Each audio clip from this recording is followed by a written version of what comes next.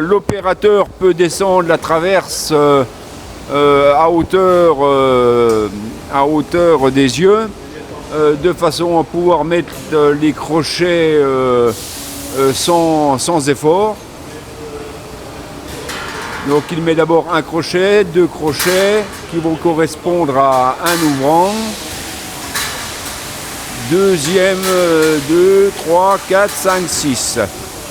Ensuite il prend donc les ouvrants qu'il va sans effort mettre sur chaque crochet. Voilà, un ouvrant demi.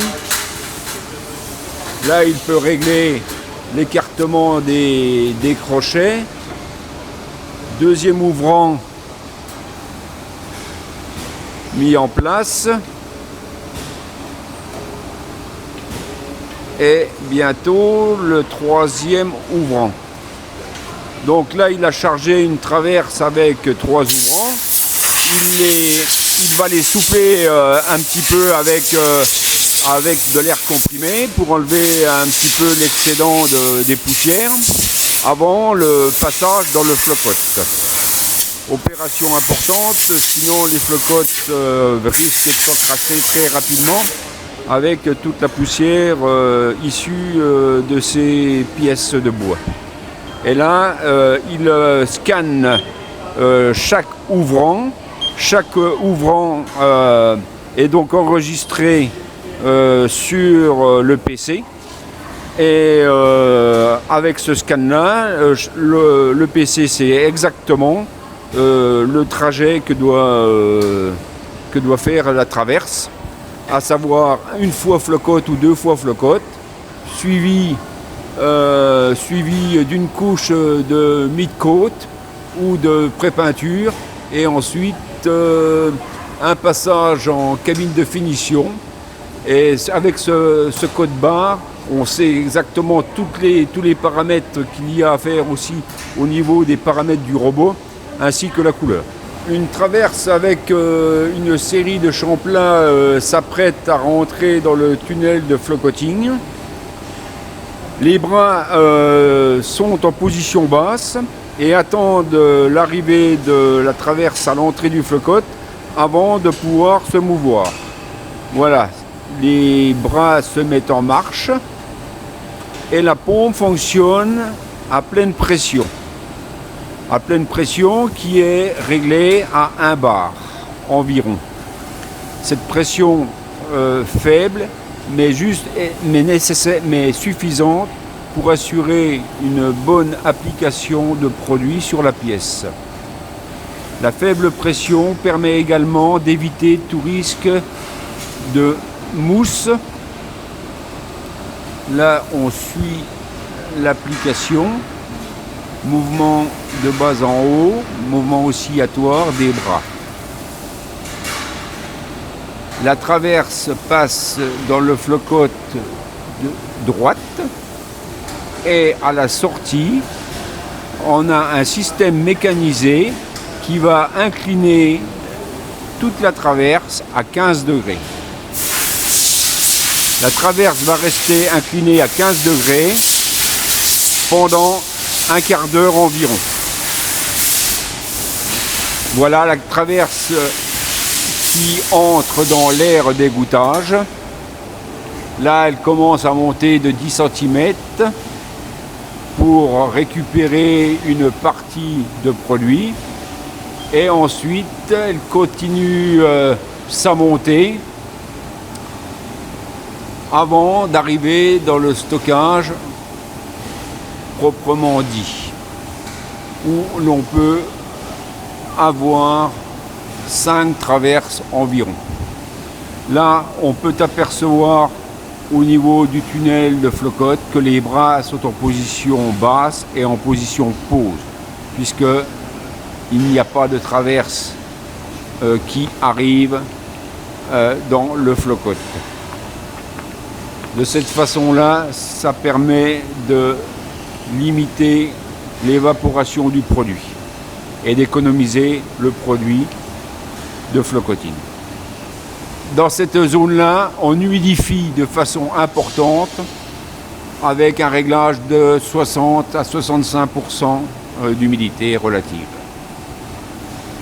Très important d'humidifier afin de pouvoir éviter les coulures sur les pièces.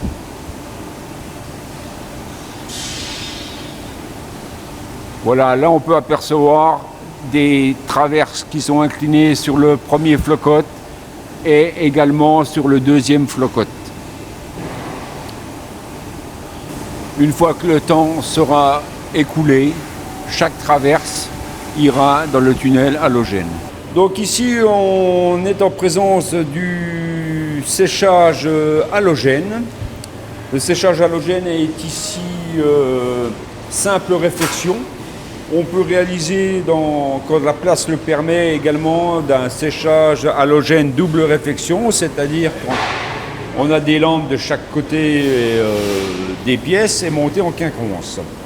Aujourd'hui, le système halogène est le système de séchage le plus performant pour les menuiseries industrielles.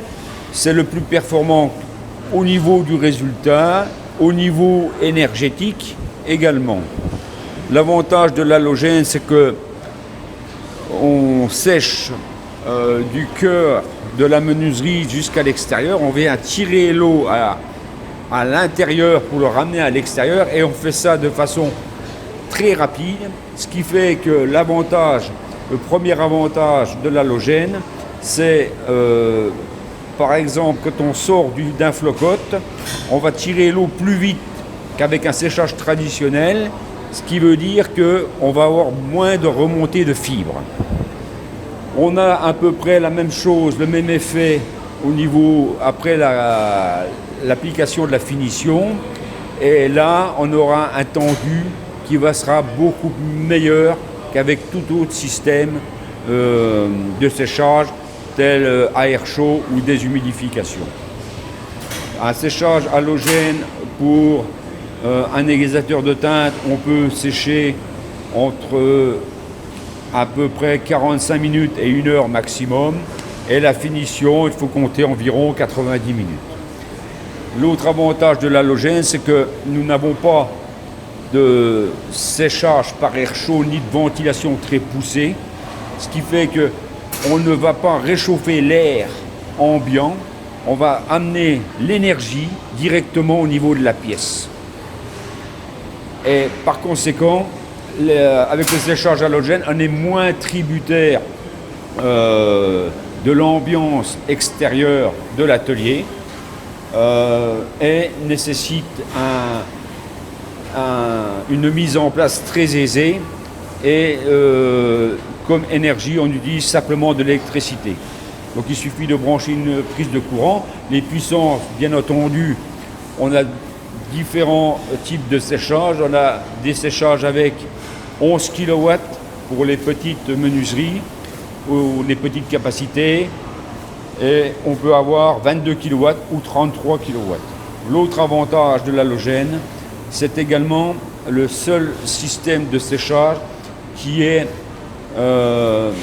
réglable en puissance. On peut décider demain de régler la puissance de 10, 20%, 30%, 40%, 50%, en fonction vraiment des besoins, en fonction de la production que l'on a et en fonction également des températures de l'atelier. Donc là, nous sommes dans la cabine d'application d'intermédiaire. Dans cette cabine, nous avons un seul robot, mais 2 systèmes d'aspiration. La particularité, c'est que on peint une face sur un caisson d'aspiration et on peint l'autre face sur un deuxième caisson d'aspiration. C'est la grande particularité de ce dispositif, c'est-à-dire que quand on a peint une traverse, la première face devant une cabine, la traverse va aller devant la deuxième cabine pour être peinte et le robot il se retourne pour peindre la deuxième face. Et pendant qu'on va peindre la deuxième face, une nouvelle traverse va arriver et va se positionner devant la première cabine d'application. Par ce procédé-là, avec un robot, on économise un peu de temps et on économise en fait le temps d'une rotation ou d'un transfert de pièces. Là, on voit la traverse qui va aller sur la cabine numéro 2. Le robot s'est mis sur le côté pour laisser passer la pièce.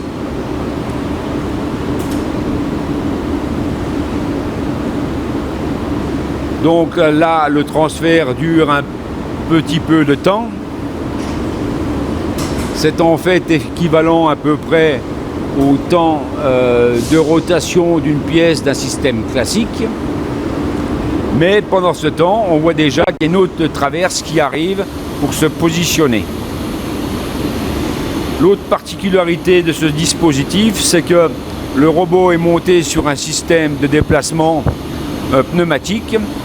Et, ce qui veut dire que quand le client demain décidera d'augmenter la production, on peut très bien, assez facilement, mettre en place un deuxième robot. Il suffira d'enlever le châssis pneumatique, de déplacer ce robot et de mettre l'autre robot distant de 2 mètres du précédent.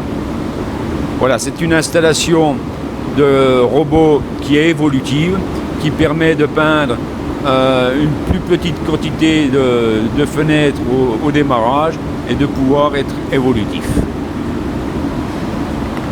Bon, ici nous sommes à nouveau dans le séchoir, mais là ce coup-ci c'est le séchoir après la couche d'intermédiaire. Là on peut voir que l'on a une double réflexion, c'est-à-dire qu'on a des lampes à gauche et on a aussi des lampes à droite des pièces. Et celles-ci sont montées, comme je l'ai dit tout à l'heure, en quinconce. C'est ce qui permet d'avoir vraiment le séchage le plus optimal possible au niveau de l'homogénéité sur l'ensemble des pièces. À la sortie de ce séchage, on passe dans une station d'aigrénage, appelée verticale, c'est-à-dire que les pièces ne sont ici égrenées sans être décrochées. Les pièces restent accrochées et les opérateurs égrènent les pièces verticales devant des murs aspirants. La particularité ici, on a 2 murs aspirants. Un mur aspirant où l'opérateur égrène la partie basse de la pièce. Un deuxième mur aspirant où là on a une estrade de façon à ce que l'opérateur puisse égrener le haut des pièces. Et sur chaque caisson, on a une aspiration de chaque côté de façon à pouvoir égrener les 2 faces de la traverse. Après la phase d'égrenage, on a un système, un stock tampon qui permet de stocker les pièces qui sont égrenées et avant de recevoir la couche de finition de la cabine robotisée. Donc là, on est dans la cabine où on applique la couche de finition. Là, une traverse vient d'être finie. Ouais, la première phase de cette traverse vient d'être finie par le premier robot. La traverse se dirige vers le deuxième robot pour recevoir la deuxième face. Pendant ce temps, une traverse arrive devant le premier robot pour recevoir sa première face. Là, on voit le deuxième robot qui se prépare. On vient de brosser la tête de pistolet. On fait un petit rinçage à l'eau. Là, pendant ce temps, le robot numéro 1 applique la peinture sur la traverse numéro 2.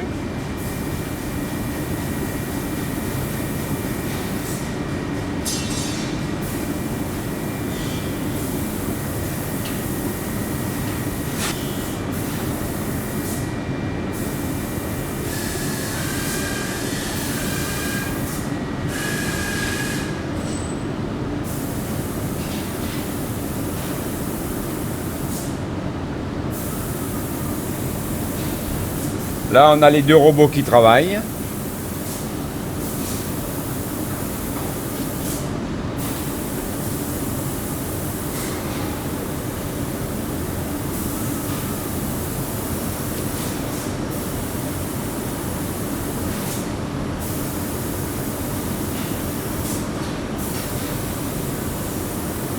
Le robot numéro 1 a fini de peindre sa traverse. La traverse part vers le robot numéro 2, bien que ce dernier n'a pas fini de peindre sa traverse. La traverse qui part du robot numéro 1 va se stationner juste avant le robot numéro 2, en attendant qu'il ait fini de peindre sa traverse pour prendre sa place. Et pendant ce temps, une autre traverse arrive devant le robot numéro 1. Ce dispositif est le dispositif le plus performant pour appliquer la finition avec deux robots.